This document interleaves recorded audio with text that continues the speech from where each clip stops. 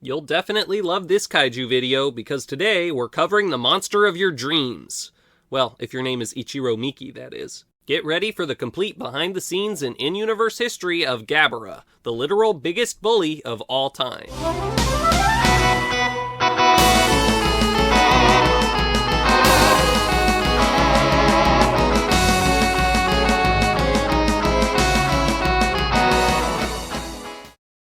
How's it going, everybody? So glad you could stop by the classroom for another kaiju history video. Following my lecture today on this bully monster, we're going to have a guest speaker stopping by to deliver some helpful remarks to the class on bullying. So since he'll be here shortly, I say let's go ahead and get started. We'll begin with Gabara's behind-the-scenes origin story. After Toho's film Latitude Zero, which released in July of 1969, didn't meet expectations, the film studio gathered for a business meeting on September 9th of the same year and determined they needed to bring the Godzilla franchise out of retirement before the end of the year. They had initially envisioned Destroy All Monsters as the last movie in the series, and were planning to pivot and produce an animated Godzilla TV series with the American company Filmation. But upon moving forward with All Monsters Attack to try and make a little extra money to make up for Latitude Zero's poor performance, Toho decided to drop their plans to bring the King of the Monsters into the world of animation, at least for now. John LeMay, whose monster film history books were a very helpful resource for me when creating this video, theorizes that Gabara could initially have been created to appear in this show, though he admits that's just speculation. I can't point to a specific person who for sure came up with the idea of Gabara, though there's a good chance it was the writer of All Monsters Attack, Shinichi Sekizawa, who probably at least had a role in determining what the kaiju's behavior would be. Gabara's history is actually very closely tied to that of another Godzilla kaiju from a different movie, Megalon, as the two were apparently the same monster at one point. In the early planning stages of the movie, a mole cricket kaiju who looked like Megalon but had the name Gabara was apparently going to be the villain of the film. Later, artist Teizo Toshimitsu created a new design for Gabara that was instead based on a toad and probably the Oni of Japanese folklore as well.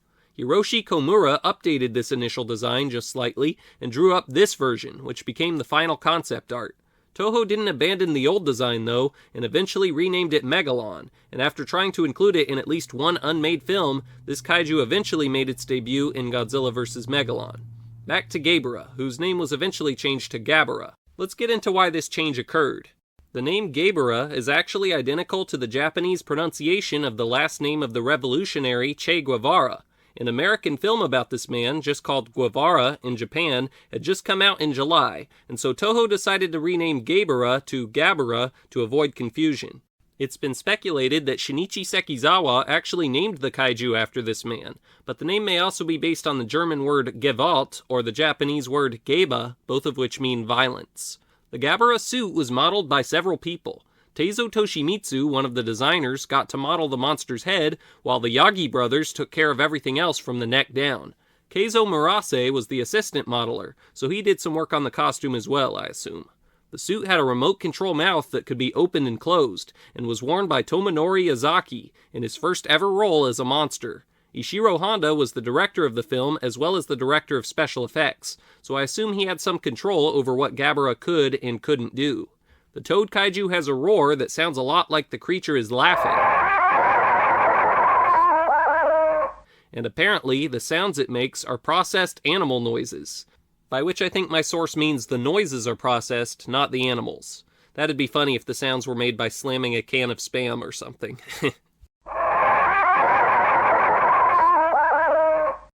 To wrap up this section, Gabara actually has a cut ability that he didn't get to use in the movie, that you can spot him doing in some publicity images and the manga based on the movie. In addition to shocking other kaiju with his hands, he was going to be able to fire beams of electricity from his fingers.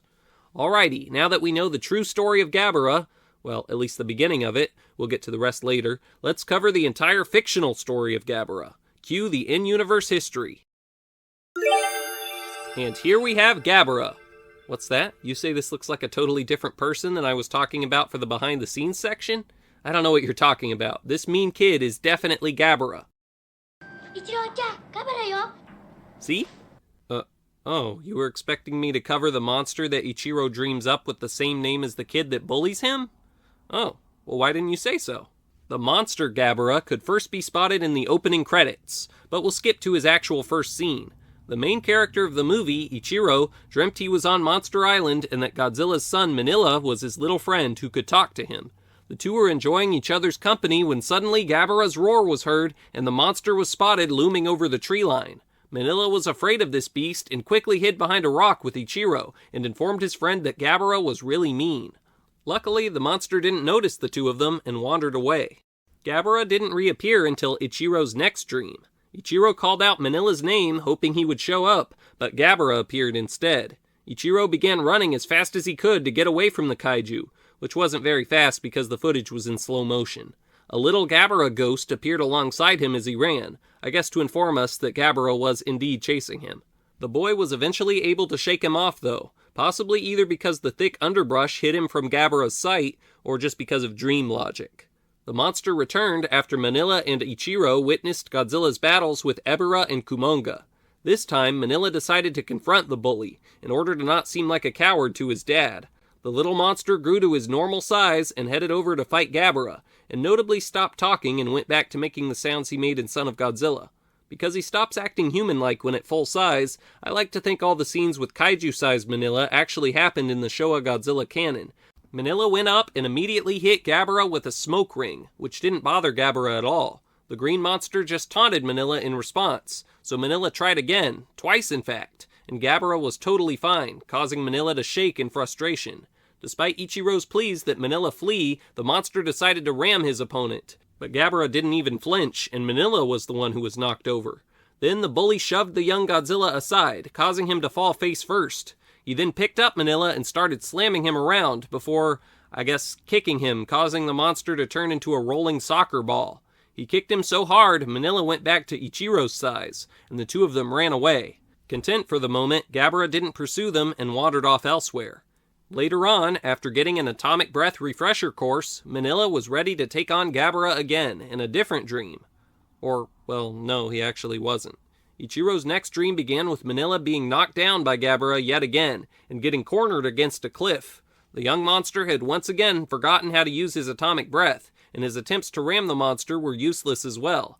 After these attacks failed, Gabara grabbed the top of Manila's head and zapped the poor creature with an electric current that coursed through his entire body, and then punched Manila to the ground. Gabara headed over to continue to bully the exhausted monster, but Ichiro was able to knock a rock onto Manila's tail from above, which had the same effect as when Godzilla stepped on Manila's tail earlier. Gabara got blasted in the face by the little monster's atomic breath and rubbed his face in great pain. Suddenly, Manila had a giant confidence boost and was able to dodge his furious opponent's attacks. He even began taunting Gabara, but then Godzilla showed up and he started acting fearful again and ran over to his dad, probably hoping he would handle things from here. But Godzilla wanted his son to defeat Gabara himself and gave him a little kick to get him back into the fight. He then nodded in approval as Manila rushed back toward Gabara. The little monster tried to ram the bully yet again, which once more didn't work, and he ended up getting zapped by Gabara's electricity a second time. His dad chose to get involved at this point and fired his atomic breath at Gabara's feet, freeing Manila and causing the green monster to turn and face the king of the monsters. Manila took advantage of Gabara's distraction and bit down hard on his arm before tottering away. After considering fighting Godzilla and then quickly dropping this idea, Gabara pursued his child, who joined up with Ichiro.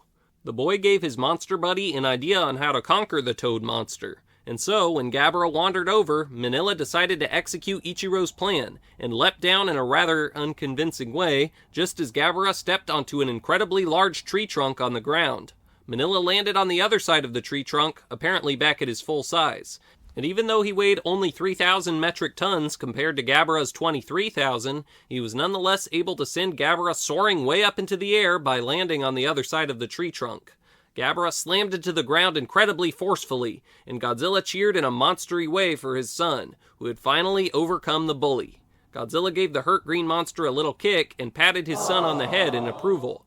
But suddenly Gabara sat up and dared to bite Godzilla on the leg. Uh-oh, now you're really in for it, Gabara. The two monsters began to battle, and Godzilla tossed Gabara on the ground and started slamming his stomach. But Gabara was able to pull the king of the monsters over. Both stood up and the fight went on. Manila tried to rejoin the fight, but his dad shoved him aside. I think at this point Godzilla was furious and wanted to take down Gabara himself. He threw his opponent on the ground again and watched him suspiciously as he got up. Suddenly, Gabara got down on his knees and started zapping Godzilla in the stomach, causing his entire body to be covered in an electric current. However, Godzilla didn't really seem too affected by this, and picked up Gabara and tossed him one more time, this time really far. Gabara had had enough, and ran off in disgrace. And he ran so far he was never spotted again, at least in the flesh, in any other Godzilla movie. A source of mine states that even though Gabara was a well-made monster, he proved to be unpopular with audiences, which may be why he wasn't brought back for any other Showa movie. He's unfortunately tied to a stock footage-filled movie that Western audiences have a particular disdain for because Manila, with his controversial appearance, is such a prominent character in it. However, in my opinion, all the newly filmed Gabara stuff in this film is actually close to the quality of most of the other Showa Godzilla films, and deserves recognition. I say that both Gabara and a good-sized chunk of All Monsters Attack are underrated. What about you, students? Now, even though he didn't come back in any other movies, Toho didn't completely abandon Gabara. In fact, they brought him back for 2 productions in the 70s, in which he was portrayed with his All Monsters Attack suit again. Only problem is, these 2 shows weren't exactly the highest quality material Toho has ever put out. In fact, they were basically the sequels to Tsuburaya Productions' Red Man, which, as regular viewers of this channel know, isn't a good sign. We'll start with episode 2 of Toho's Go Godman series from 1972, which was divided into 6 parts, a few minutes long each. At the beginning of each part, a toad was shown being morphed into Gabara by being hit with a nuclear explosion. The kaiju attacked a mostly empty construction site in part 1, with 1 man in a construction vehicle. Gabara grabbed the vehicle and tossed it on the ground, and chased the man until Godman arrived. However, the hero wasn't the right size, so he had to enlarge before he could confront the returning monster. For the majority of the battle, Godman and Gabara mostly just slowly slapped each other a lot. But some highlight moments include when Gabara breathed blue smoke as an attack, which occurred several times, when he attacked a city in the middle of the fight, and when Godman brought this weapon into the mix, which left Gabara looking stunned. The spiked ball doesn't seem to have hurt him that bad, though. The fight finally came to an end when Godman hit the monster with this spark attack, which caused Gabara to explode, ending the 6-episode-long fight. In Go Greenman, Gabara was actually quite a menace because it could trap children within its body. Luckily, Greenman arrived to battle the evil monster. The 2 fought near a tree, and Gabara showed off yet another new ability when he detached one of his claws and used it as a dart to attack Greenman with. Eventually, though, Greenman was able to overcome the monster and save the kids. Now let's check out another somewhat important non-movie appearance for Gabara, which occurred in the web series filled with Godzilla character puppets, Godziban. Gabara first appeared in the episode Uncle Zilla, behaving much like he did in All Monsters Attack, except with the added ability to speak this time around. He stole a coconut from Manila, but suddenly the little kaiju's Uncle Zilla, a ginormous Shin Godzilla that dwarfed all the other monsters, showed up, along with Manila's cousin Kamachi, and they scared Gabara so bad he fled the area without even trying to put up a fight. He was also present in the episode Champion of Justice, Brother JJ, where he once again tried to steal a fruit from Manila, but was confronted by Jaguar. JJ-23. He was able to temporarily trick the robot that anything Manila owned belonged to him, and then called JJ useless after he discovered it was a lie. Being called useless made Jaguar mad, and he grew to an enormous size and took hold of Gabara. However, Manila convinced JJ to let Gabara go, which caused the pineapple to get shattered to pieces. Poor Manila. Once again, Gabara ran off in fear. He appeared in a few other episodes of this little show as well, but they don't appear to be viewable in the US yet, at least that I'm aware of. Could be wrong, though. Gabara is also a character in the Chibi Godzilla Raids Again series, which is ongoing at the time I am writing the script for this video. He first appeared in the episode Manager Chibi Gabara, where he was shown to have a deep passion for music and not be a very good chef, even though he was supposed to be running a restaurant. He kept pretending to cook, but was just stirring a pan filled with nothing. Later, he tried to force Chibi Manila to take a banana from a vegetable stand he was working at, even though she wanted a potato. And following this, he interviewed Chibi Ghidorah for a job working at his restaurant, and hired him even though he should have failed the interview because his restaurant was understaffed. Long story short, he's basically a nice enough guy in this series who doesn't do jobs very well, at least so far. We'll have to see what they do with him moving forward. What else do we have as far as minor appearances? Let's see. A Gabara toy made a cameo appearance in Godzilla Final Wars, and he appeared in all these video games, but was never made playable in any of the Pipeworks games, sadly. He made an appearance in the kids' variety show Chibico Special in 1972, and fought the mascot of the show, Terrain Cognita. Though he never appeared in Godzilla Island, there was a pond named after him in the series called Mogira Pond. Just kidding, Gabara Pond.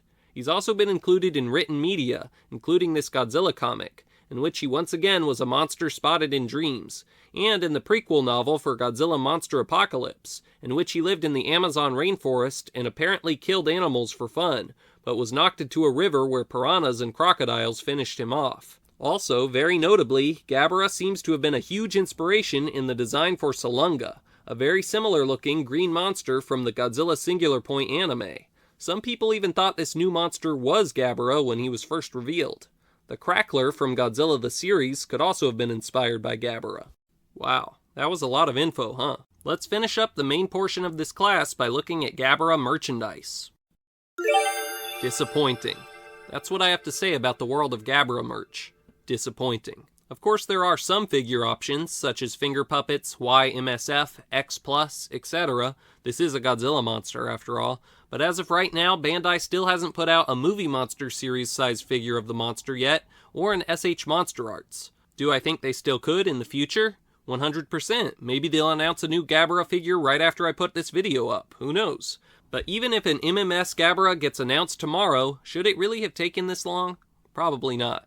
By the way, if you're a kaiju figure collector like me, be sure to check out my eBay store by clicking the link in the description, because I have a bunch of Bandai figures you might be interested in. I've also got Toku Professor themed merch and an X page you can follow, and of course a bunch of other kaiju history videos too. If you'd like to support the channel, be sure to check this stuff out and like, subscribe, and comment. And boom, would you look at that, I wrapped up just in time for our special guest presentation on bullying. Humans, Kaiju, Kaijin, and Seijin, please welcome our guest speaker for today.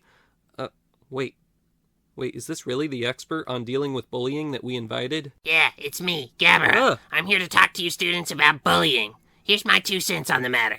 Bullying is a wonderful thing. All our schools need more of it. Here, let me show you how you could get involved.